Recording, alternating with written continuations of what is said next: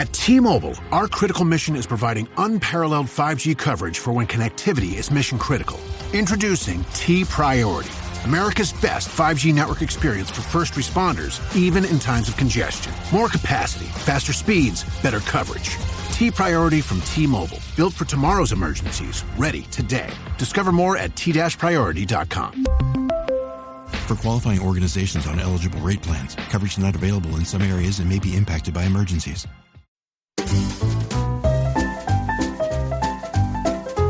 You're listening to the Animation Addicts Podcast, episode 157, My Little Pony, the movie, the Alicorn of podcasts.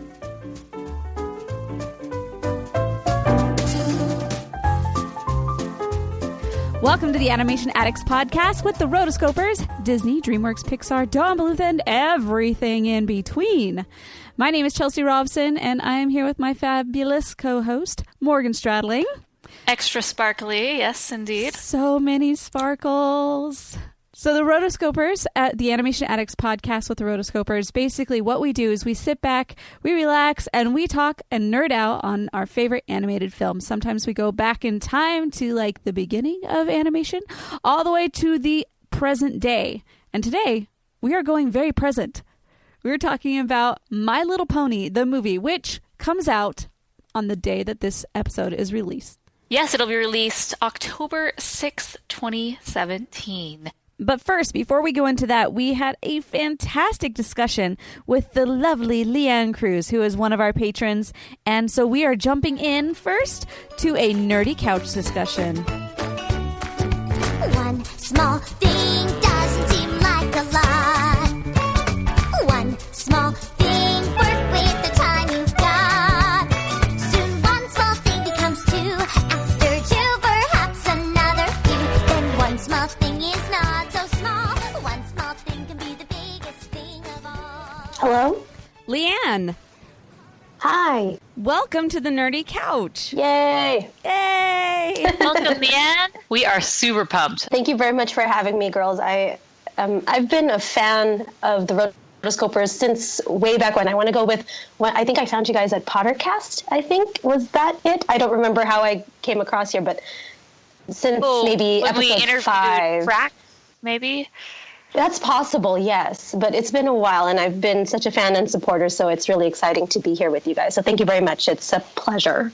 Nice. One of our original listeners. That's Wow. so awesome. You know, actually, I think I remember that when they like introduced us or mentioned us on Potter or Mugglecast. Oh, yeah, Muggle. Yes, yes. Too many Potter podcasts, but thank Totally. you. I'm Yes. with you. It's like, I will, all of them. Let's just listen to all of the Potter.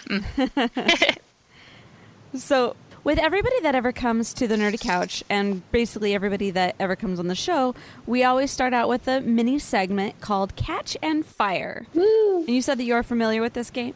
Yes, I am. All right, so basically it's a bunch of rapid-fire questions. Answer them basically as off the top of your head as possible, and then we will see how you rate. I mean, there's no rating. Then we will judge you, and we will judge you hard. Well then, how about a quick round of catch and fire? Catch and fire? You mean me? You're the only one with enough courage. All right, so our first question is, what is the first animated movie you remember seeing? I remember seeing 101 Dalmatians. Nice. Or was it Bambi? Oh, sorry. Let's go with Bambi. Bambi is going to be it.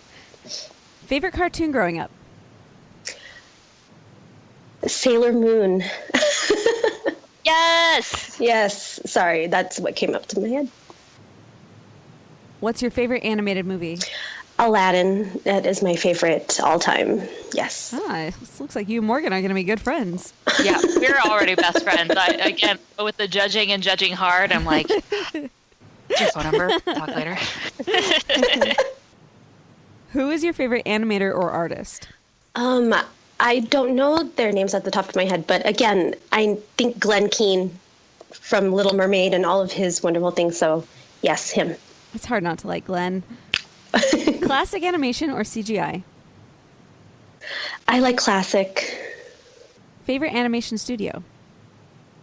No, I'm going to go with Pixar. All right. Disney or Pixar? Pixar. Laika or Studio Ghibli? Studio Ghibli. Okay, songs or no songs? Songs, please. Yes. Okay, so you and I are going to be good friends now. All right, heroes or villains? Heroes. Are you going to go with Tiana or Mulan? Mulan. Sorry, Tiana. Favorite animated dog? Oh, I love Doug from Up. He's my fave. He is great. All right, so who would win in a fight? Frozone or Elsa? Oh my gosh. I'm going to go with my girl Elsa. Sorry, Frozone. As awesome as you are, I think that she would just beat your booty. Yes. She can also create life, so... Right. All right, here is the final and most important question. Which would you rather watch? Mulan 2 or Norm of the North? Oh my gosh. I think I would have to pick Mulan 2. They're both horrible. Oh my god. But guess what? You passed. Yay. Yay. Thank you very much. Awesome. Yay.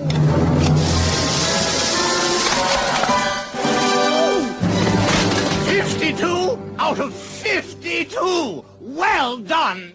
Being one of our top patrons, you had a question for us. And so we invited you on the Nerdy Couch to be able to ask that question because I thought this was going to be excellent. So let's hear it. Okay, I am a product of the Disney Renaissance. I grew up when there was Beauty and the Beast and Aladdin and all those really classic Disney films.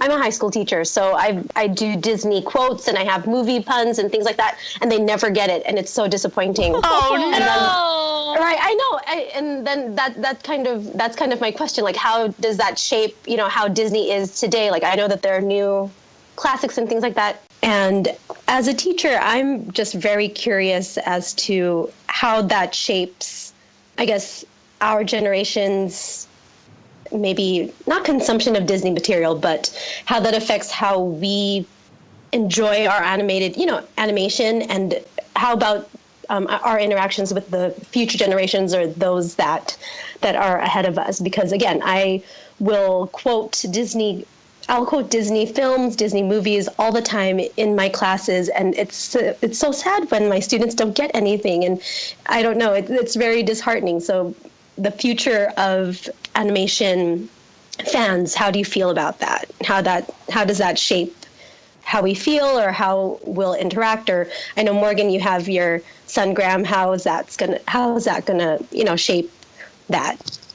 Yeah, so again, like you said, we're all products of the 90s, and that's something that's really, to be honest, very instrumental in forming who we are today, because at least for me, all those Disney films that I grew up watching just are still a huge part of everything. Like you said, quotes and just we happen to be very lucky that the fact that the films during the 90s, for the most part, especially the Disney ones, were the good ones. So we got really spoiled with all this fantastic material that we just, of course, assumed that everything else afterward was going to be just as good. That shows our naivete and youth.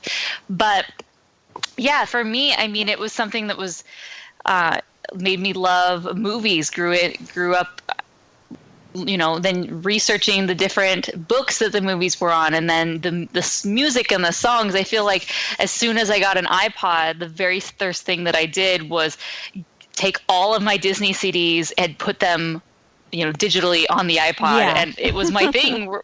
I would just have that Disney playlist going. And that's now awesome. I don't really, listen to my Disney playlist as much as I did then. But I think it really gave me a sense of identity when I think in your young years, you're still trying to figure out who you are. And Disney was something that I just really resonated with and held on to for a really long time. Este episodio es presentado por Honda. Descubra la nueva Honda Passport Trail Sport todoterreno. La Passport más todoterreno que Honda haya imaginado jamás. Esta Passport cuenta con mayor altura al suelo, barras de techo en todas sus versiones y neumáticas especialmente diseñados para cualquier terreno. Además, disfruta todos tus viajes con el control de clima de 3 zonas, techo panorámico y opciones como asientos delanteros con calefacción y ventilación. Conoce más en honda.com/passport. Yeah, it's so interesting. You know, I was able to spend about a week or so in North Carolina with my brother and his 4 kids. Now, the oldest is 11 and the youngest is about 4.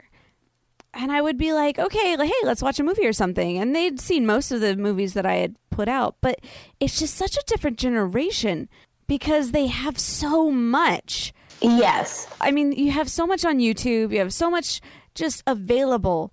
And so, like, one of my nieces, she is obsessed with certain YouTube personalities and certain YouTube shows, and they find and they gush and because you and I grew up talking and finding other Disney fans and gushing over that, they have their friends that they're able to gush over these different YouTube personalities with. And, you know, it's just very interesting because, you know, they have access to so much and right. We didn't. You know, we grew up in a time when it's like, the only previews that we ever got were on the VHS of the last one. That's true. We grew up in a time when the VHS was the thing.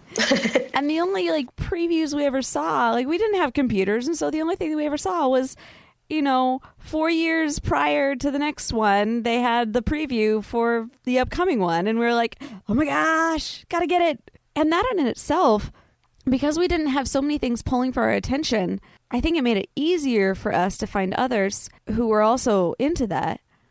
And, you know, I just wonder, like, how many people are going to be in this generation that are like, oh, yeah, I totally know what you're talking about. And, you know, it's so diverse, you know? Yeah, I think one thing that you're making me think about, you're talking about how, you know, we had very limited access to these things. We didn't have things we could just pull up on the internet. We had our VHS collection and then our friends or other family members' VHS collection. And a lot of times they were different. And whatever we had on ours was really, we watched it on repeat over and over and over and over again. Which is why we can quote, yes. Yes, exactly. But I think that's one reason why Disney did show us what the next movie was going to be a year in advance, because they knew that this was the only thing we were going to watch for the next year. It was just going to be on repeat, so it'd constantly be in our heads. And I think today we always talk about, like, why, you know, Disney has this amazing movie Frozen, it's going to come out, it has 2 princesses, how come they haven't told anyone about it? And it's just because nowadays people's attention spans are so short, they can't really give you that information a year in advance unless you're like a hardcore super fan. Unless you are a hardcore super fan at D23 where you're actively seeking that out. But everyone else, they have a short attention span, and then there's that much more competition for their attention with, you know, the number of animation studios we have today versus then. And that's just in the animation space. So I think we had a simpler time. Yeah, simpler for sure. But I guess, you know, it's interesting. All of us that grew up in this age are now the creators. And so I feel like our age group is now creating what worked for us. And so it's like, oh, we want more of that. Hence all the reboots of all the 80s and 90s cartoons and movies. It's like, we have no creative thoughts ourselves, but we really like this. So let's bring that back, DuckTales. I'm looking at you. Yes. Well, even all the live action reboots. Yes. And we have 19 more live actions to go. It's just, I don't understand. I don't know. It's like we're not quite reinventing the wheel, but like you both had said, because we're so influenced by these things, it seems to be prevalent in what we create now. It definitely informs what is out there at the moment. And I'm just kind of, it is interesting, and I'm kind of curious to see what comes out of it. What is there, like a Disney Renaissance equivalent for this coming generation? Like, I can't really figure that out. So many students or so many kids, my nieces and nephews, same thing. I'm noticing that they're, you know, interested in other things, and I want to be, you know, you want to be there for them. You want to enjoy the same things that they enjoy, but it's like, what is it? I don't understand. And you just want to have that connection with your family or, your friends and just young people. And it's a little bit, not disconcerting, just interesting, like you said, Chelsea. I don't know what it's going to be. And it's kind of exciting, but also kind of scary because we're used to this, right? Hey, don't make us feel old. I spent a lot of time invested in this one thing. I'm not going to learn anything else. So you learn my thing or else. Right. Which is, I think this is very common of every generation where, they have their things that they grew up with. And because you're little or smaller, that's really everything to you. And then you don't really branch out after that as far as what the new kids are into. Man, we're so old. Jeez. Well, I was listening to a podcast, and it was actually interviewing one of the musical producers, not the musical producer, but one of the... He basically goes in and he acquires different music from different artists and then puts them in the movie. So the musical supervisors. And so he made a comment that he said that there was a study done that a majority of the people don't pay attention or don't even learn new current music after they're 18 years old. 18? Yikes. When we graduated high school, that was not a good time for music. I was Simple Plan. Ugh, oh my goodness. Nickelback. I mean, I actually don't understand why Nickelback gets such a bad rap, but whatever. I like some of their songs. Anyway. I mean, I was also thinking about my nieces around. It's they came around, this is the Frozen generation. Yes. I was thinking that is Frozen going to be the Lion King, Aladdin of their particular generation? I also think High School Musical also is really prevalent in that aspect as well, in terms of, our youth at the moment. I would say that's in between us and the Frozen generation. As the High School Musical generation. I mean, all of my nieces and nephews, they were in love with Frozen. They had all the toys. They would act things out in their spare time just for fun. It was just all over. Mm-hmm. I mean, even Tangled, which didn't really come out too much prior, I would say that was probably the real start of this new era. What is it? The revival era. Yes, the revival era. And I just wonder, what to expect from this revival era. Right. Because some of these kids have never seen even The Lion King. Such a shame. I know. Why? Why haven't you seen it? What is wrong with you? Oh, my gosh. And it's our generation, almost all of us, we look and see 2D animation is just so awesome. Right. And, all of these kids, they look at it and they're like, oh, that's kind of old. And it's they don't even appreciate it. And I'm like, no. No. But I mean, it's just amazing because they're used to CGI and How to Train Your Dragon and having all the water being so almost real like, and anything less is just, it's old and not as good. I think what it comes down to is that over time, history repeats itself, and every era, every generation has their thing that, will be very impactful to them when they're young, and I'm between this 4 and 12-year-old period, I think, and it's something that really defines you, and then you're going to always have very positive sentiment and emotions for that later on in life. So for us, we're always going to be talking about Disney, and for the new kids, they're going to talk about Frozen the way that we talk about Beauty and the Beast and Little Mermaid and Lion King, and it's different, and I'm just grateful that I'm part of the 90s, which is the best. Everyone thinks they're the best, but come on, it's the 90s. It's true. Even the kids growing up nowadays, they have these videos that are kids react to the 90s, and they're like, oh my gosh, this toy is awesome. I'm like, yeah, it is. Do you have any final thoughts, Leigh-Ann? No, not really. It's just, again, each generation, like you said, has its own thing, and it's going to be really interesting as we see these generations that pop up. What will be their thing, and what will be their, is it going to be Frozen, or is it going to be these YouTubers? And I guess it's going to be really interesting as we grow older to see what that will be for the generations before. And we can just, just watch them and be like, oh yeah, I remember that. I remember that feeling. Okay. So thank you guys. Yeah, it's really great. But you're also in a really great spot because it's like, you can ask them. Right. You're like, okay, so what is cool these days? Tell me. It is really, and then they'll say certain things and I'm like, what? I kind of don't even want to look at it. Like, I'm like, okay, that's cool. And then I'm like, I'm not going to look it up. I'm not going to Google it. It's not going to happen. I won't. I respect it. I'm like, whatever floats your boat. As long as it's not going to hurt anyone and it's, it's all good. Leigh-Ann, thank you so much for being a patron. And thank you so much for joining us on the Nerdy Couch today. Oh, you're very welcome. It was a pleasure. And again, you guys do such great work. And it's such a joy to, tune in every week to see what's up with animation. So thank you. Thank you.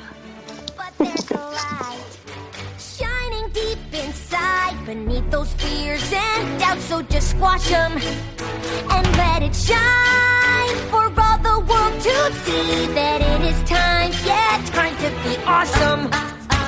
Awesome. It's time to be so awesome. So yes, we are excited to talk about My Little Pony the movie. This is something that we have occasionally done from time to time where we review the newest released animated films.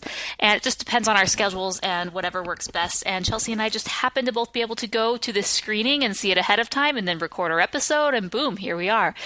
And so let's jump right into it. Boom. The PC gave us computing power at home, the internet connected us, and mobile let us do it pretty much anywhere. Now generative AI lets us communicate with technology in our own language using our own senses. But figuring it all out when you're living through it is a totally different story. Welcome to Leading the Shift, a new podcast from Microsoft Azure. I'm your host, Susan Ettlinger. In each episode, leaders will share what they're learning to help you navigate all this change with confidence. Please join us. Listen and subscribe wherever you get your podcasts. So My Little Pony Friendship is Magic. It came out in 2010 initially and then just had this huge sweeping fandom and craze. And typically fans of My Little Pony Friendship is Magic are referred to as bronies. And that originally came from because there were a lot of guys that ended up watching this series. And it definitely was not targeted towards males, even young males, but even males that were in their 20s or older. And because it was just so smartly written, it was such a good series, it attracted this audience that Hasbro just couldn't believe. And so bronies kind of became this term. Initially it was for, guys that like ponies, but then it became this term for basically anybody who liked ponies, who was more of an adult or a fan. And so bronies are a thing. I don't really hear bronies mentioned as much nowadays as I did in the early days of the series, because it really, really was a phenomenon. It really was. And it's just, it's slowing down for sure. Yeah. All right, so before we go into our review of My Little Pony, the movie, we need to set up Chelsea's history with this franchise and my history with this franchise. So let's start with mine. So I got into My Little Pony about season 3 or whatnot, and definitely am all caught up, have watched them all. I think it's great. I definitely think that the first few seasons are much better, the ones where Lauren Faust was involved. But nonetheless, it's a smart, fun little show, and definitely better than definitely better than a good chunk of the animation out there. So that is my history. Now, Chelsea, explain your history with this franchise. My history with this franchise goes back all the way to 2015, where Morgan had both Mason and I watch My Little Pony Equestria Girls. So yes. I've only seen that one episode, and they're not even ponies in that whole thing. So I came in very new, very novice, having really no background on this film. And so I think that's actually a good thing, because there's a lot of people who maybe are like me. There's definitely going to be a lot more people that are like Morgan that will listen to this episode, but just in case, we'll keep it balanced, Yeah, it's important to know that. And of all the things for Chelsea to see, like Equestria Girls, really? Like, I feel bad about that, because I am definitely very ardent non-supporter of Equestria Girls. I feel that the Equestria Girls spin-off was something that they were like, okay, we need to sell more toys. We need something else, because we've already bought all their pony toys. We need something else. Oh, let's turn them into humans. And so they went off and they created this movie, and this was released theatrically. It was a very limited release. and we'll talk about, but I feel that that was definitely a missed opportunity because at that point in time, My Little Pony Friendship is Magic was huge. And probably the top and its peak. And so for them to say, okay, we're going to do a movie, but it's not going to be a movie about the characters we know. I mean, it's the characters we know, but it's in a new environment. They're in high school. They're humans. It's weird, to be honest. This movie that we're going to talk about later should have been released back then instead of the Equestria Girls, but alas, it was not. So, okay, so Chelsea has seen the movie, she's seen Equestria Girls, and that's about it. Now I've seen the TV series, I've seen all the Equestria Girls, and I've seen this movie now. So, have our you also Nerd Couch seen, discussion. Like, bonus movies, too, that they send us? Hmm? There was the one... Oh, those were DVDs where they take specific episodes that were, like, around Rainbow Dash or something like that, right? Mm-hmm. Yeah. All right, so let's jump into this. Chelsea... Based on your 2 experiences, who is your favorite pony? Now let me set this up for you. We have Twilight Sparkle. She is the purple Alicorn now. So she's both a unicorn and a Pegasus. Very illustrious. Ooh. Then we have Rainbow Dash. She's more of the sporty. She's all about winning and competition. She has a rainbow mane and tail. We have Applejack, who is the sweet as Southern Pie. And she lives on a farm and harvests apples with her apple friends. Yeah, I feel like she has moments where she goes, oh, yuck. Like, she doesn't, but I feel like that's what they're leaning toward. That's what her brother does. Okay. Her brother only says one thing and says, yup. Yup. That's his only word ever. Well, he's occasionally said something else. But, okay, so we have Rarity. She's a fashion designer. We have Fluttershy, who loves all things animals. And then, of course, how could you forget Pinkie Pie, who loves all things parties, balloons, and fun. Yay! Okay, so based on this movie really alone, I really like Rarity. She's really, like, I aspire to be something cool like Rarity. I'm not, but I would like to be in my mind's eye. Like, she's got the perfect hair, totally on point. She's got everything perfect as far as making things aesthetically pleasing. And I'm like, wow, I really want to be like you. And so, yeah, Rarity is going to be my favorite as far as, like, I feel like I relate to her on a spiritual level. Very nice. Okay, an actual level, no. Rarity fan. Nice. So, my favorite pony, there's so many good ones, but I've always had a soft spot for Fluttershy. She's very sweet and happy, and she's just really funny because she's so timid and just not in your face. Yeah. But so they put her in very, very funny moments, and especially when they put her with Rainbow Dash together and they have to fly somewhere, and Fluttershy just loves to just, like, flap her wings very slowly. And she'll get there when she gets there. And then Rainbow Dash is the complete opposite, where she's, like, pushing her, trying to get her there.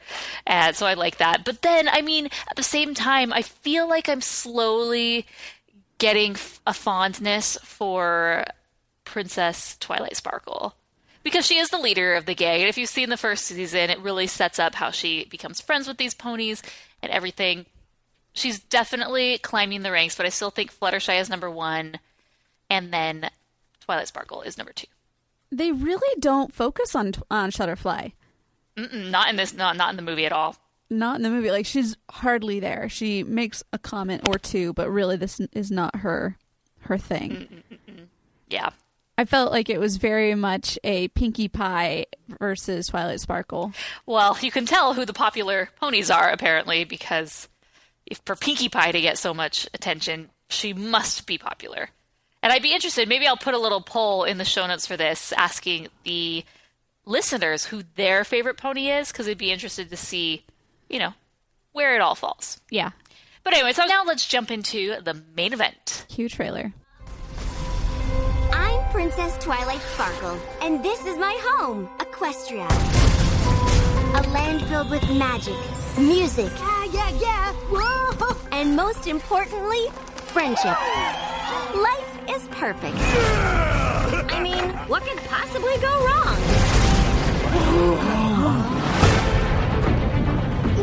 I bet those are the clowns I ordered! We're definitely not the clowns I ordered. Ryan, no!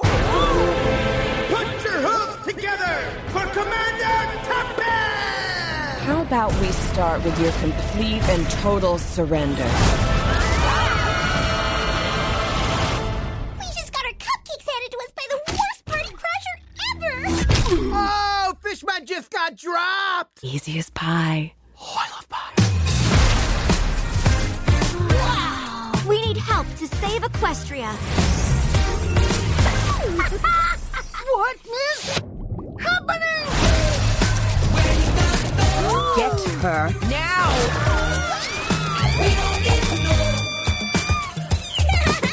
I love this very moment. It's all on me. I'm the one Tempest wants. We're in this together. Let's show these little ponies how it's done. It's the magic of... Yeah. Friendship and flowers and ponies and blue.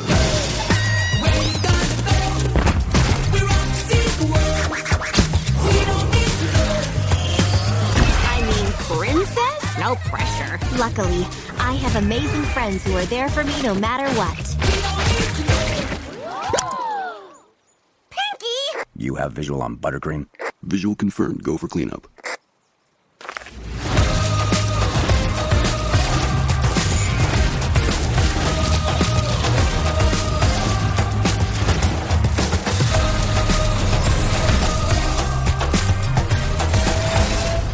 Okay, that whole thing is so colorful and just so sparkly. It's just like, whoa, you are really setting yourself up for a specific experience when you go into this.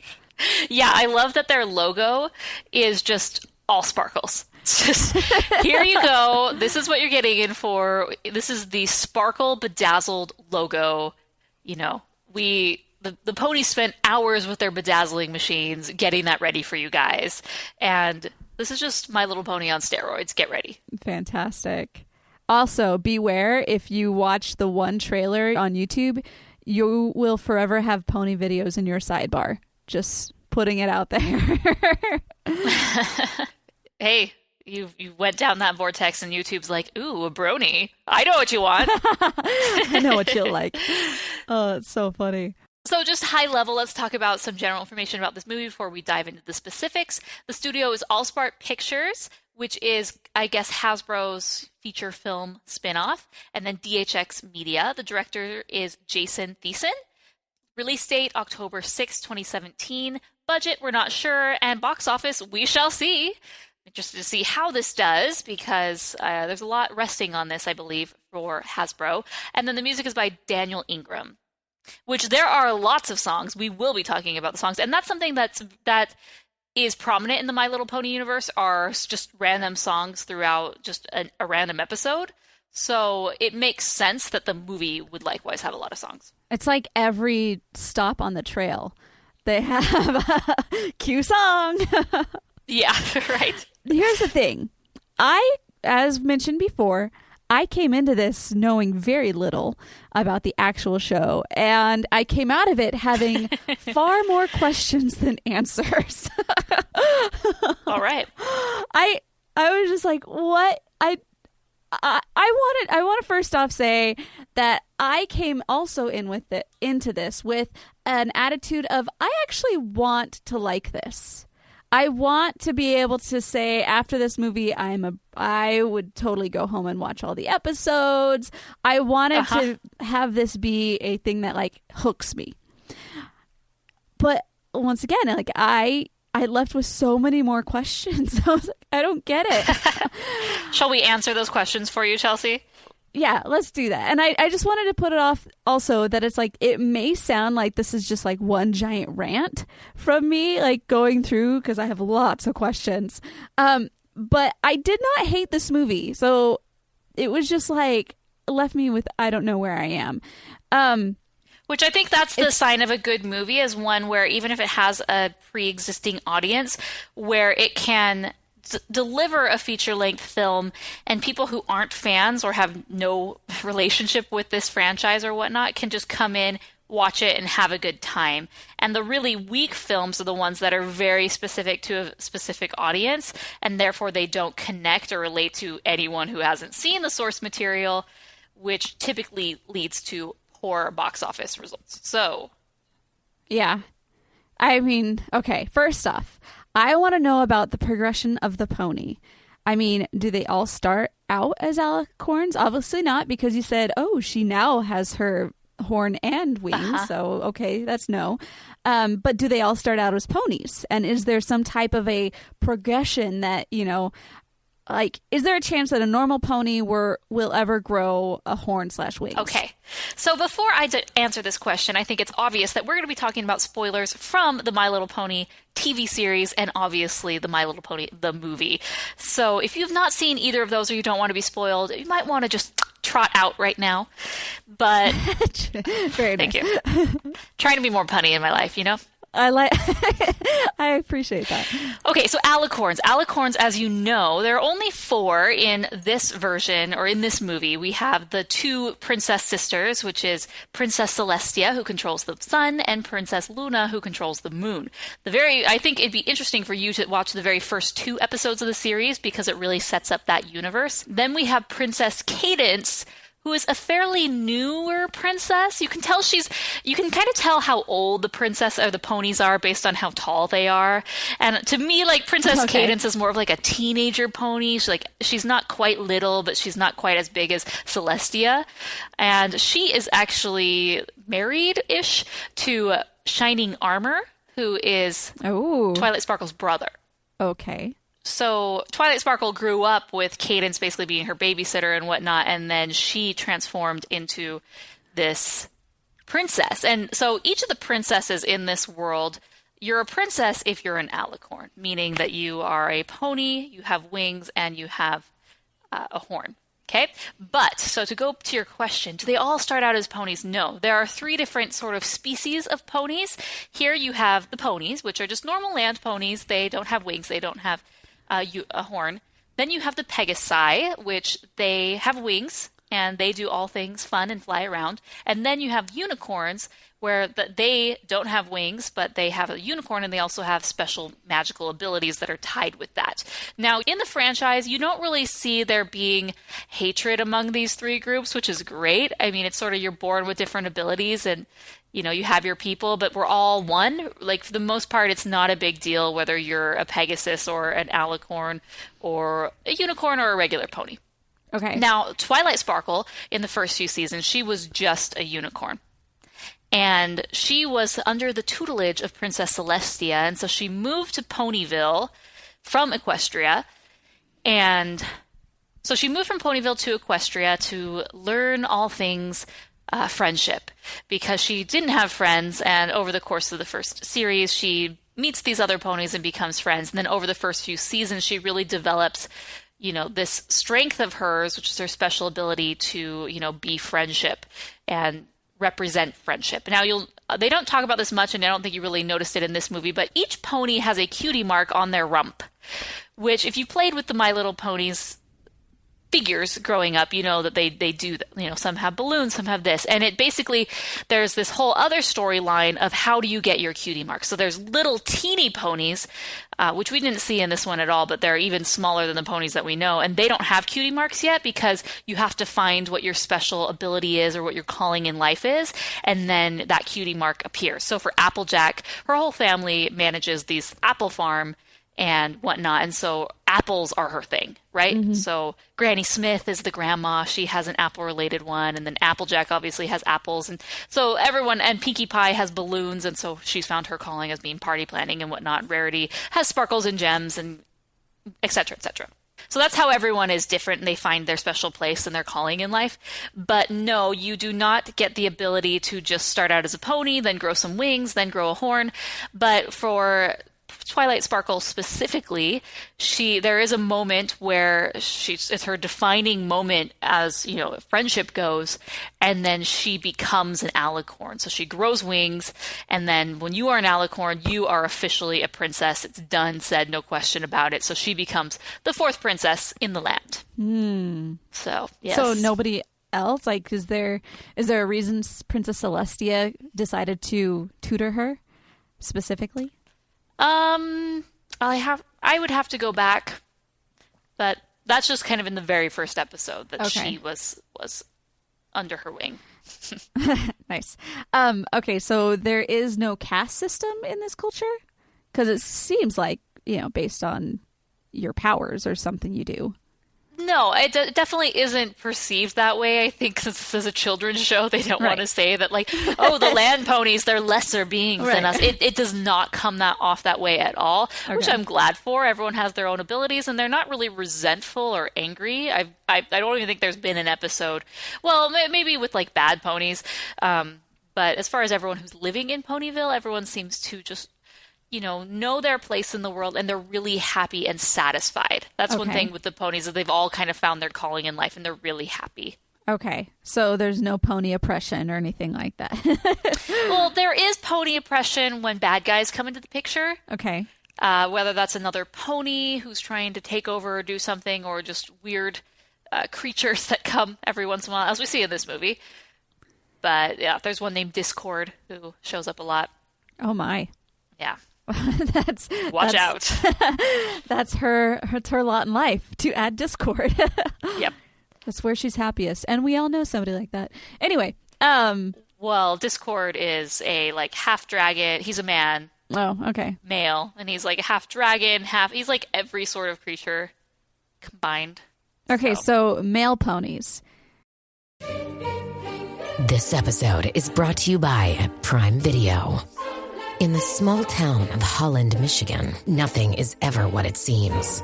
Behind the tulip festivals and pretty houses lay dark secrets that threaten to tear a marriage apart. Nicole Kidman stars in this darkly twisted thriller about a wife and mother whose quest to uncover her husband's secrets may get her more than she bargained for. Holland, streaming on Prime Video March 27th.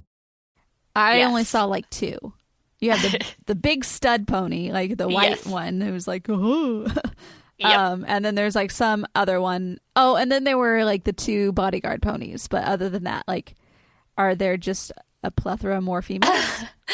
I think because this film and series is targeted at girls, that they put a lot more prevalence on the female ponies. But there are male ponies that exist. For example, Shining Armor is Twilight Sparkle's brother, and he's actually kind of like the royal guard. And it seems like the majority of the royal guard are males. And Applejack has a brother, but they are much less common, but they are there. And I think this film, there was a lot of Easter eggs and fun, callbacks, little characters in the background who, if you were familiar with the show, you would get a little smile when you saw them. Okay.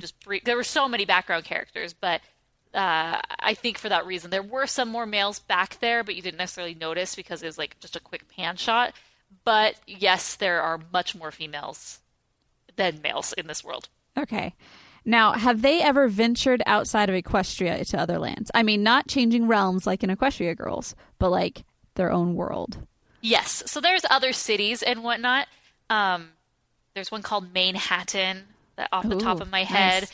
Yeah, so there's other cities and different places in the land of Equestria. And Ponyville, we didn't even really go to Ponyville at all in this one, but yes, other places do exist. And they have gone there. Okay. Mm-hmm. Yep. All right, so now moving on to the evil pony. I have lots of questions about her. Her name is Tempest. Yes, Tempest Shadow, but they call her Tempest. Okay. So did the other princess or pony princesses know her from childhood? No, she's a completely new pony. I don't know where she came from. All right, so they weren't the ones that cast her out in the first place. Good. Okay. No. Not a question, but I really like her color scheme.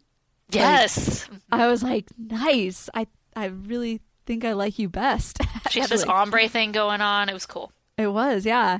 And then she clearly uses her horn and magic throughout the film. So my question is, what does she think that is going to happen with her to get her horn back, from the Storm Dude?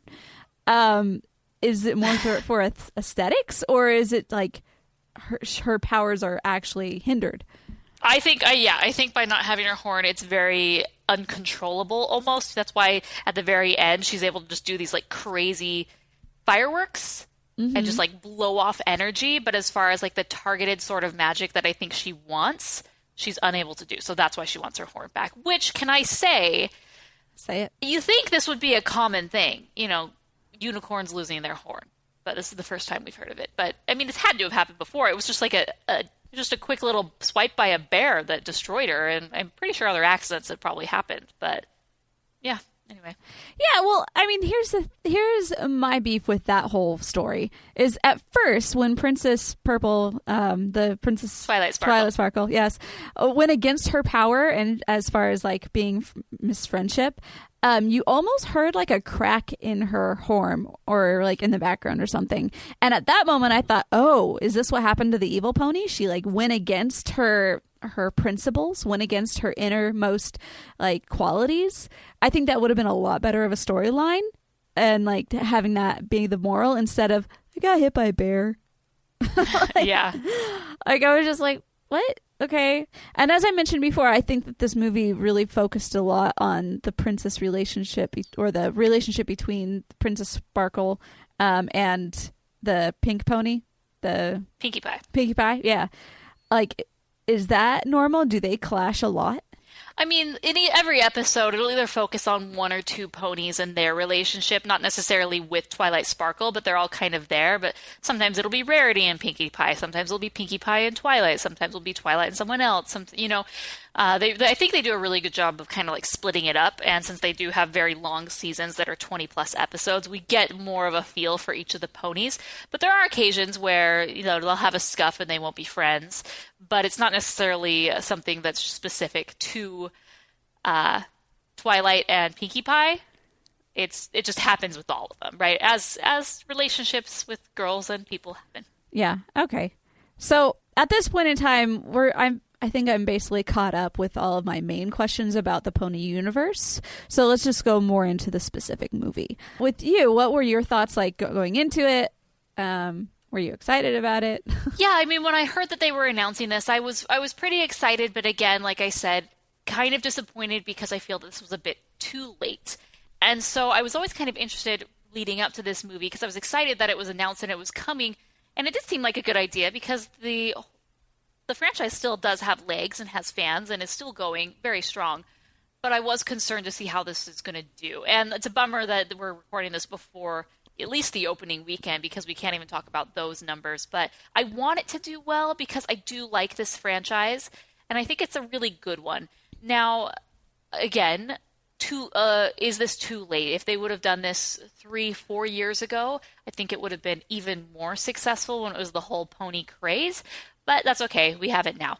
I was excited to see it, but then again, not really knowing what to expect. Like, were they totally going to step this up and it was going to be on a whole other level and I was just going to be so blown away? It was, but it was at the same time, it was kind of generic as far as the plot goes, which, occasionally they'll have these 2-part episodes where this big force comes in and they have to stop it or venture, and the 6 together have to do something. But yeah, I felt that there's this bad guy who I've never heard before, and he just has powers, and he has his henchmen, and they come in, and got to go on this journey to go get something in order to stop them, and they have quite a few stops along the way, and then eventually they come back and fight the bad guy. Like, I feel that is so done and overdone that I didn't really love that plot, but yeah, I'll hold off my final thoughts till the very end. Okay. So, throughout the movie, did you feel like every part of it was like exciting, or were there parts that you got bored, or you're like, okay, I'm kind of over this, or what were your thoughts generally throughout the full film? I didn't get like tons of excitement watching this movie. Mm-hmm. I was, they have this big friendship festival that they're preparing for at the very beginning, and that's interesting, and it has Sia Songbird, which to me is just so cliche to have like a pop singer play a version of herself. Like, I'm much more interested in a character like that playing someone new and exciting, but I at the same time understand when you bring in like a gimmicky person like Sia or Lady Gaga, which they've done this on The Simpsons where Lady Gaga plays herself, that you kind of have to capitalize on that. Mm-hmm. But from the different promotional materials, I saw that there was this character, Sia Songbird, and I just wasn't sure how big of a role she was going to have. And I was really glad that it was very much diminished. We didn't, she barely appears at the very beginning, and then we don't see her at all really throughout until the very end when she has her big number, which is the reason you hire her in the first place. Right. And it's the big celebration, hurrah. And so, yeah, we have this just kind of this, we're having a festival. It's going to be so great. It needs to be perfect. And then it introduces us to the princesses and the characters for those who aren't familiar. And no, you have everything you need. You can do it yourself. And off she goes, right? and then bad guy comes and ruins the day. And then the 6 of them have to go off on this journey. We have Princess Celestia, who gives us this little tidbit of information directed at the sister, but then the sister gets turned to this like crystal thing. And so Twilight Sparkle takes it, and it really sets them off on their journey that, we need to go find the Queen of the Hippogriffs, and off you go. So I liked that, but then I kind of felt that we were visiting too much. Like there were too many side stops along the way. At first we're in this random town, and then she has the cat guy, played by Taye Diggs, who really just seems like the cat from American Tail 2. Yes. And he sings his song, and he's actually a bad guy in a little bit of a way. And they're still being chased, and then they go off, and then they see these pirate birds, and then they go off, and they see the hippogriffs, and the hippogriffs are underwater, and then they, and I just felt that there were too many, I felt there were too many stops with too many side characters that we had to meet and be introduced to. That at the very end, they all just come together like, we'll fight for you, ta-da! And it was like, oh, how convenient. All those random people that you met along the way are going to help you. And I'm still not sure how just like there wasn't that many people, maybe 10 or so, was enough to beat all these bad guys, where before you had hundreds of ponies that couldn't help. Right. Okay. But that's fine. Ponies are very powers. Docile, and they're not fighters, they're lovers. So we needed all these other critters to help along the way. But it just felt that I would have liked less, half-baked characters along the way, maybe focused more on just the hippogriffs. When we got to the hippogriffs, I really liked them. Really? And thought they kind of had an interesting aspect to them and how they went underwater, and they've been hiding there. And they've actually been hiding from this guy. Mm-hmm. Okay, see, I am a little bit on the opposite side of that. I really didn't like the hippogriffs. I was like, I liked, okay, let's just say the moment I got bored was right when they got into the underwater sequences. And I'm not saying that they were bad. It's just where I got bored, where I started thinking, okay, like, where are we in this? How much longer do we got here? Kristen Chenowith as a pony was fun, but I don't think she was really needed. I mean, she didn't really have that much of a part, I guess. The only reason that she was there was for her song, which was great, But in fact, most of the new characters, like you were saying, I don't think were needed. Granted, that's how you get new people to come and like watch your movie, but I didn't really want any of them to come back. No. I was like, okay, we met you, now let's move on. Taye Diggs as the cat, like for one thing, like I've never really seen the attraction of Taye Diggs. His name is Capper. Yeah. A humanoid cat. Yeah. I would say an anthropomorphic cat. Anthropomorphic, yes. I felt like his speaking performance was like kind of weird. I don't know. It was subpar. I just didn't like it, okay? He was singing. He's great. But I just like that whole section of them in the like ruffian part of town. It was just weird. And he gets all softened up by the fact that Rarity like has some really well-placed buttons on his jacket. Like he's that's how he knows his friendship is through Rarity. Though once again, I feel like I relate to her on a spiritual level, so maybe I can see that. But still, like I have no reason to trust this cat. Like you have the bird pirates. Let's just go. Okay, let's skip them and go back to the hippogriffs. I feel like they paid the queen too much. I don't care how much they paid her. It was like all the hippogriffs in general were like wasted characters. They had like, I do agree with you that they had so much potential, and like the whole idea of them being like sea ponies for a bit is just really cool. Like, oh, you're pretty and you're underwater. Ooh, that's interesting. Like for whatever reason, it's the whole underwater, like let's move under the sea.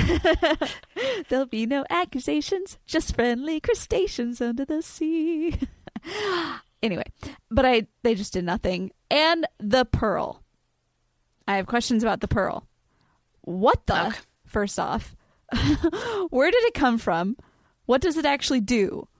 And like, is shape-shifting its only power? I don't know. I've never seen that thing before. I just accepted it for what it was. It was a magical pearl that allowed them to change their shape. Okay, so are there other relics around? Like, does Equestria have like a special saddle that like has certain powers? I don't know. Like, why are the hippogriffs? A saddle would be a symbol of oppression, Chelsea. We just talked about that. They don't have that in Ponyville. It's true. Okay, so the hippogriffs are just that special that they found this pearl. Okay, we'll just go along with that. But if they always had this pearl, why didn't they use it on the Storm King to begin with, instead of just using it on themselves to run and hide away as sea ponies? They are not as smart as you, clearly. Clearly. And then, why don't they share it with the other ponies? Like, how shellfish is that? The hippogriffs, I think, are really selfish as it is. They're just very self-interested and they just want to protect themselves. So when the times got hard, they fled and they said, okay, we can't handle this. Bye, we're going away. And so they just went under the sea. Yeah, so why would I want to be friends with that queen? Well, because I think all the queens in the land are friendly with each other and definitely on good terms. So Princess Celestia has a good relationship with the other queen.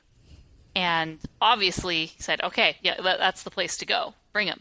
But it's funny because they send him off on this journey to say, hey, go get the hippogriffs. They'll know what to do. But they've actually turned themselves, they're hiding. But in the end, the hippogriffs aren't the ones that actually do anything. Only one hippogriff comes. Right. The other hippogriffs don't even arrive till it's party time.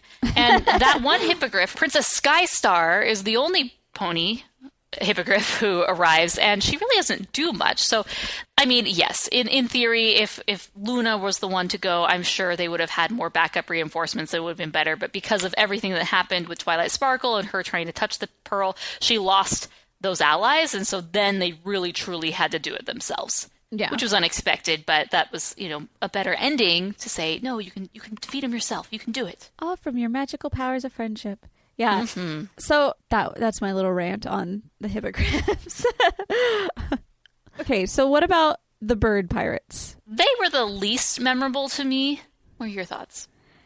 I really liked their song. I really liked Time to Be Awesome. I really like Rainbow Dash's part in the whole thing. And there was this one point where she gets up on the table or something and Twilight Sparkle's like, ugh, don't sing. And she's like, I'm going to sing in spite of you. And I was like, there's a little part of me that was just happy inside that she did that.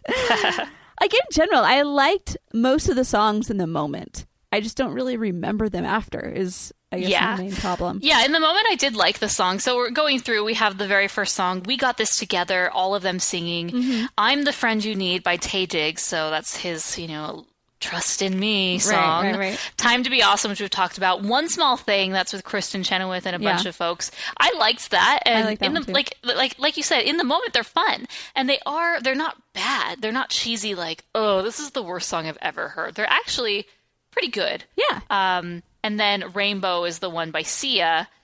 But after that, it's really kind of I have a hard time relaying it back to you. I'm sure maybe if I listened to the soundtrack a few times, it'd be better, right? Mm-hmm. But again, like I said, My Little Pony, this is something that they're known for are these songs. They absolutely had to have songs in this. I think if I had the CD or the soundtrack to it, I would have it on a random playlist or something, just because I think they're kind of fun songs, So I'm not opposed to them at all. I was like, okay, I can get behind these. I don't know, this whole movie, as I was saying, it was I had a lot of expectation, I guess, or I wanted to really like it, but then there were just so many pitfalls that I was like, you're really not keeping up with what I want you to be. This episode is brought to you by Progressive Commercial Insurance. Business owners, meet Progressive Insurance. They make it easy to get discounts on commercial auto insurance and find coverages to grow with your business. Quote in as little as 6 minutes at progressivecommercial.com. Progressive Casualty Insurance Company. Coverage provided and serviced by affiliated and third-party insurers. Discounts and coverage selections not available in all states or situations. What did you want it to be? I guess I wanted it to be something that everybody was like, oh my gosh, the ponies, I'm a total brony, I love this show, it's fantastic. And so you're wanting to, I came in with an open mind of I really want to like this, I want to be part of the crowd that likes this, But this movie just did not do it for me. You want to be the in crowd. I do. Always. Well, I want to see people succeed, and especially like creative endeavors like this. I want to see okay, this is a great example of how to do something right.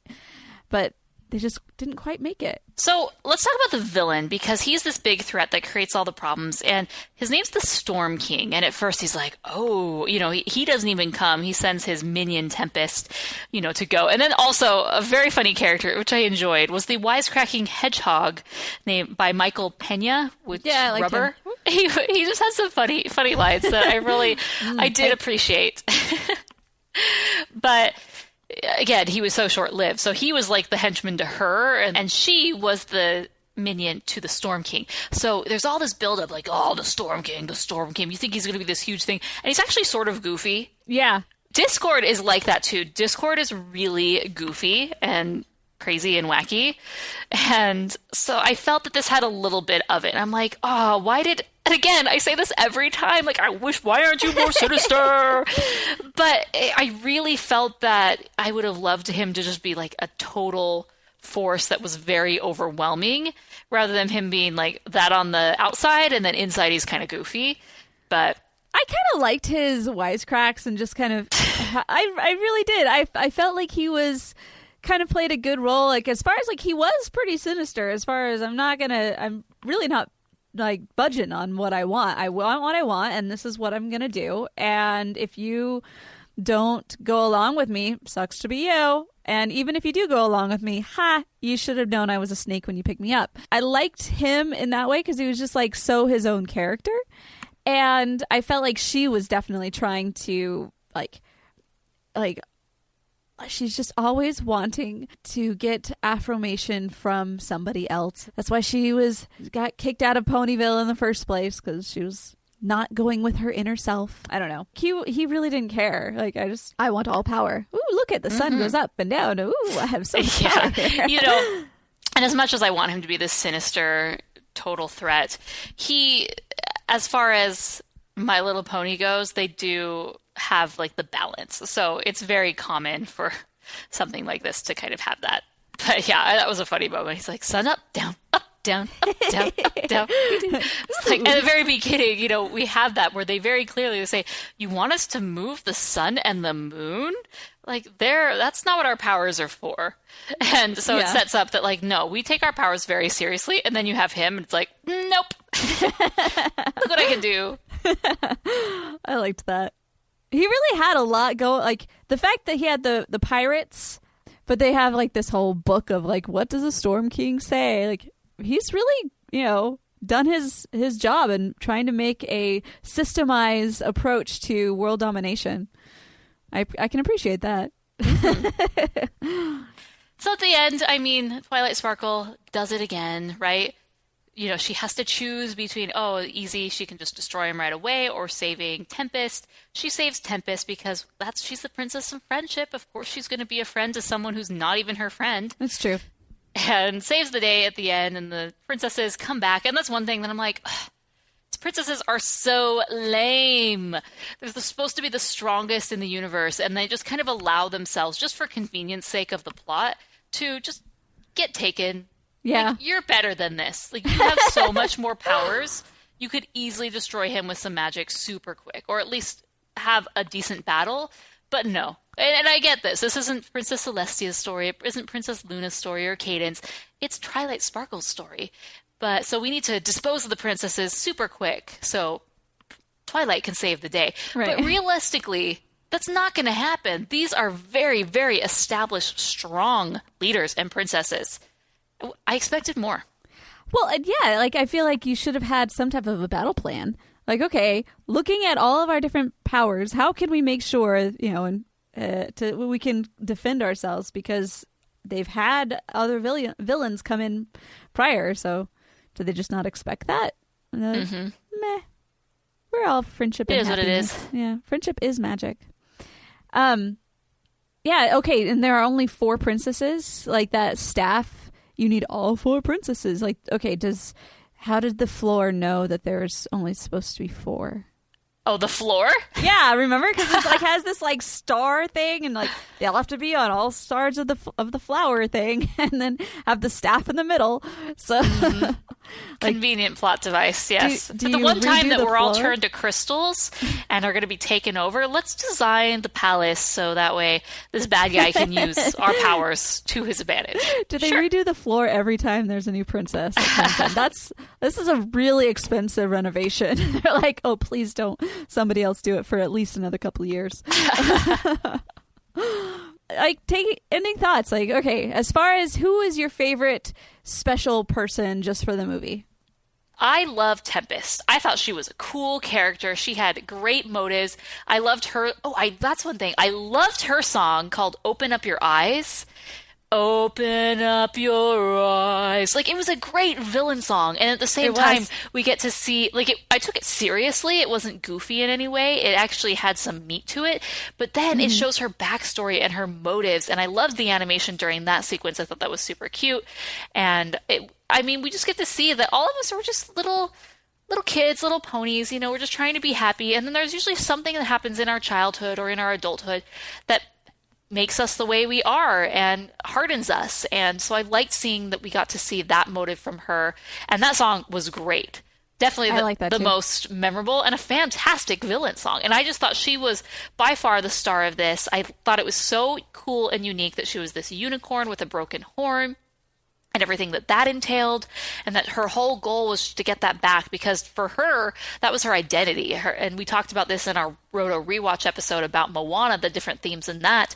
And Maui, he ties his identity to his fishhook, and likewise, Tempest ties her identity to this horn. And even more so than Maui, because that's a part of her, and that's a part of her society. There are, like you said, 3 caste systems here. We have the land ponies, the unicorns, and the pegasi, and she's a unicorn, and now she's a broken unicorn, and that really created some turmoil for her, because once she broke her horn, the other unicorns didn't want anything to do with her, and that's pretty hard, and that's not friendship. And I'm glad that she was able to meet up. Unfortunately, she went down this bad path, and she was very quickly accepted. Like, we forgive all your faults. No big deal. Oh, you were just sad, hurt little pony. And off we go. We made you what you were in the first place, so, I really like Tempest, too. I wish that it would have been a different way that she broke her horn. Like a little bit more complex than just I got hit by a bear. But at the same time, in and of itself is like, she didn't deserve that. The other ponies pushed her into the cave and made her do it, and then they turned their back on her. That's rude. That is not friendship. So yeah, I get that. And her coloring was awesome. Yeah. I felt like she was my favorite of, definitely the movie. But I know that they were wanting to have Kristen Chenowith to be more of a reoccurring character later on as one of the hippogriffs. Like, the hippogriff, I'm coming out to say hi. We're friends. Because you're my only friends. She doesn't have any other friends except for the seashells. Shelley and Sheldon. I liked them, actually. But I feel like I don't know. It's hard not to like Kristen Chenowith. She dropped out of the Tinkerbell series after a time. I feel like she's moved on. She definitely doesn't want to be going back to doing TV work. She'll do an occasional movie here and there when she has the paycheck, but as far as a reoccurring character, I don't think we'll be seeing these hippogriffs ever again. Probably It's not. unfortunate, because I really did like their design. I liked them more as hippogriffs than I did as the sea ponies. The sea ponies were cool and something new and unique. And I like this world, how it's not strictly like only ponies exist. We get to see all these other creatures and whatnot, but the hippogriffs were super cool. Yeah, they were cool looking.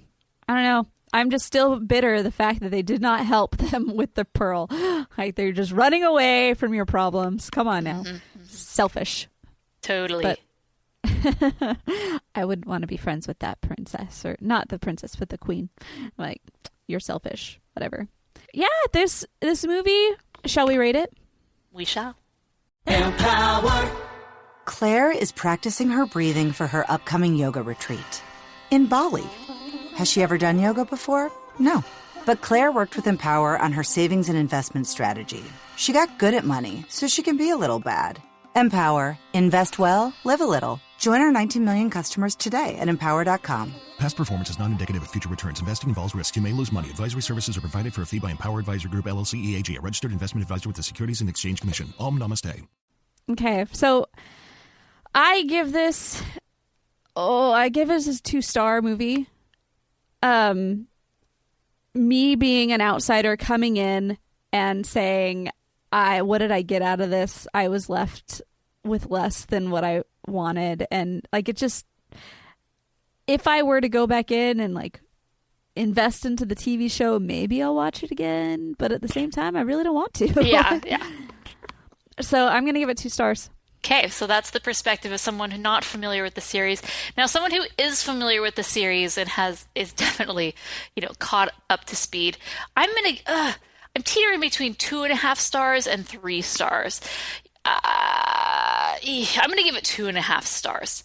And that's a fan. And I just felt that it was very predictable. I kind of knew what was happening. They moved very quickly from all these different characters.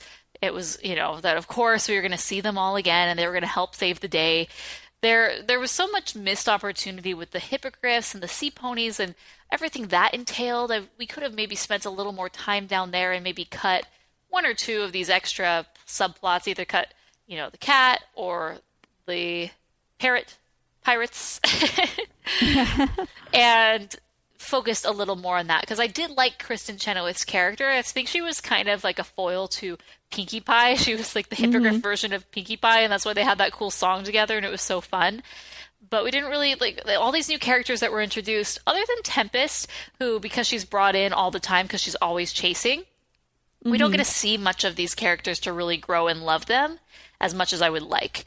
And yeah, the predictable plot, but again, this is kind of what they do for their big 2-part episodes. There's usually some big force that comes in. I just perhaps would have liked it to be set up differently. I wouldn't have liked the ponies, the princesses to be completely disposed of so easily. And then, off to Twilight to save the day. I would have liked a little more, maybe a little bit more fight in those ponies. But overall, it's not a bad movie, and 2.5 stars is pretty neutral as far as 2.5 out of 5 goes. It just wasn't something that I really think I could recommend to anyone who wasn't already a pony fan. And even then, there were a few call-outs and Easter eggs for those who are fans, but again, they were just Easter eggs. They're just a character in the background, this or that, and there were tons of them. And you're going to get a little smile. But as far as like, what did this add? I don't know. Maybe I'm giving it 3 stars. I don't know. I really liked Tempest as a character. I thought she was really cool. And maybe we should have played up her a little more of the hippogriffs, and off we go. But again, this is the show where the ratings don't matter, and I can change them at any time.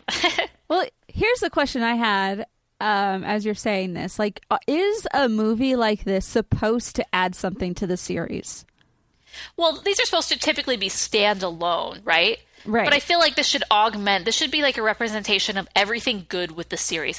Actually, interesting note, typically this is done in a flash-style animation, which is a lot of animated films, which look 2D, and are 2D are.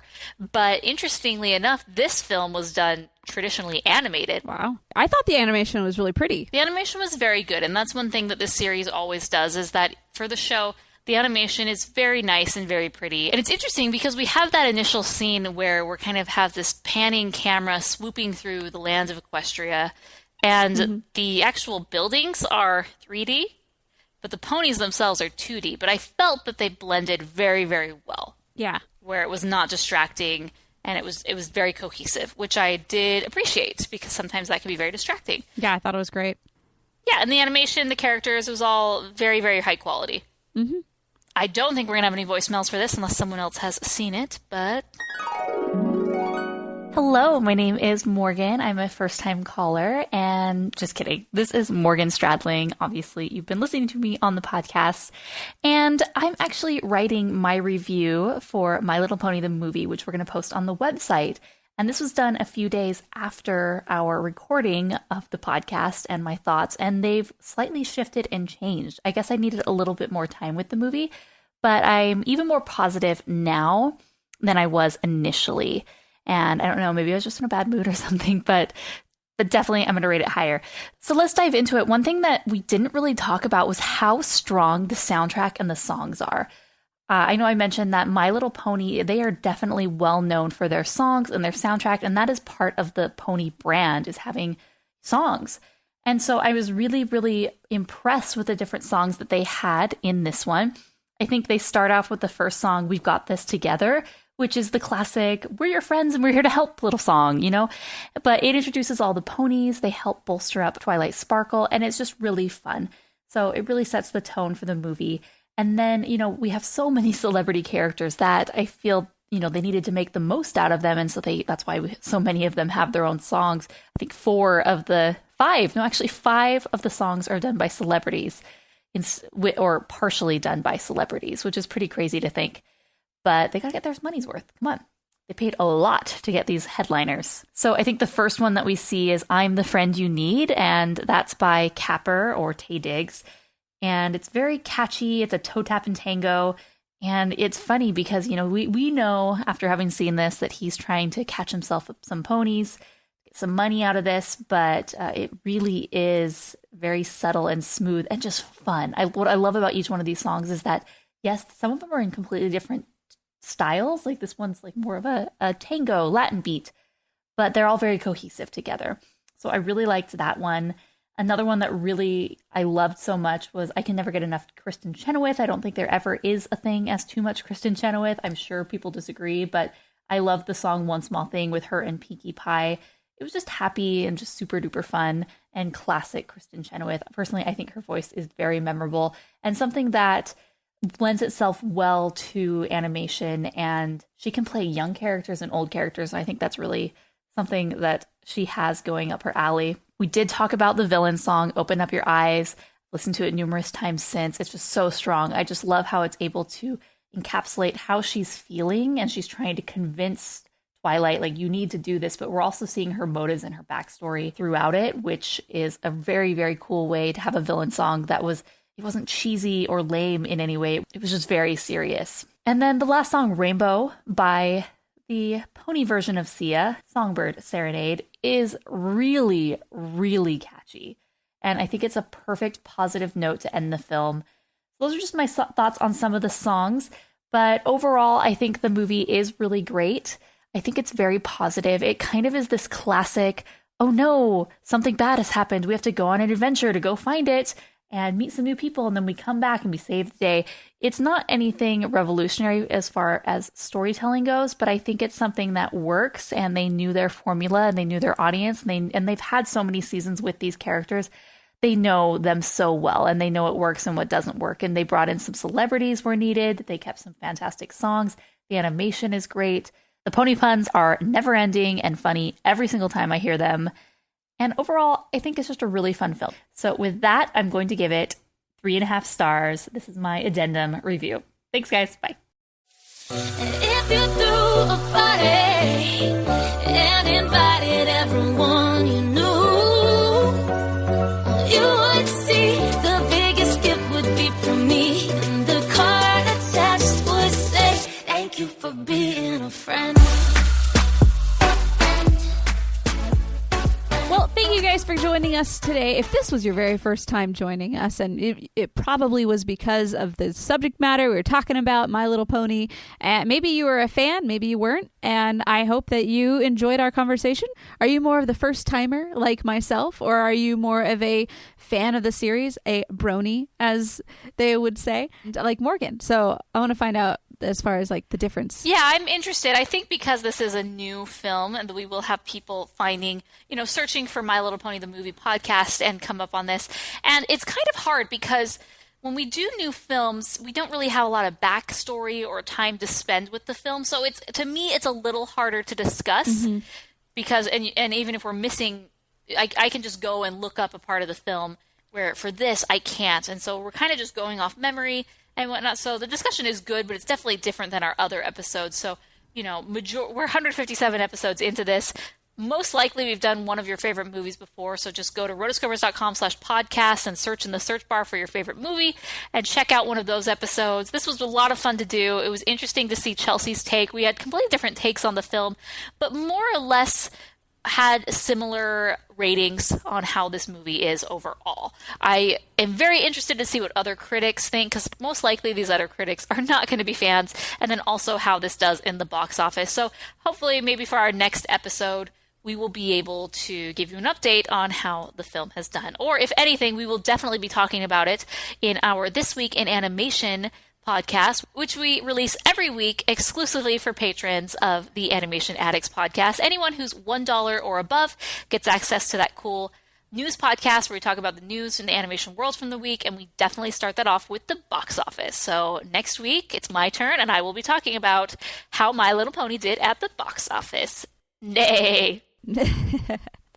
It's a fun time. So I hope that you decide to join us more often. We're glad to have you. If you want to take a look at our website, you can go to rotoscopers.com/157. You can see all of the notes for this film, as well as any of the other episodes. If you're looking for a specific movie, you can just do random number of fun and just put a random number below 157. You can find a random episode and find out more about what we do. Make sure to leave us a comment no matter which episode that you listen to. If you're talking about us on Twitter or anything, you can also use the hashtag AnimAddicts or AnimAddicts157 about this specific episode. Also, for any time, if you have a question, if you want to shout out and let us know about your thoughts on this movie or any other movie that we are going to release, you can go and leave us a voicemail. You can do that two ways. One, you can either do that via the internets, go to rotoscopers.com/voicemails, or you can also, if you're within the U.S., you can call our phone line, which is 406-646-6575. If you're looking to support the show any other way, definitely Patreon is the best place to do that. Or just sharing with your friends. That's word of mouth is really the best advertisement still. So thank you. Yeah, this is basically the Alicorn of podcasts, okay? If all those other podcasts are just land ponies or unicorns or heck, even a Pegasus, this is the Alicorn. There you go. Definitely share. Definitely. Subscribe to us on iTunes. We are also on Stitcher Radio and social media everywhere as Rotoscopers, or you can follow us individually at Morgan Stradling on Twitter, Instagram, and all things social media. And my name is Chelsea Robson on all things social media, website, and everything like that. So let us know. Keep in touch. Until next time, we are the Rotoscopers. Idly on Actor's Life for Me. No idea where that came from. Hello. Hello. All right. What's the topic we're doing on this one? Having grown up in the 90s. Oh, yes. How does that affect you as a person? It affected me.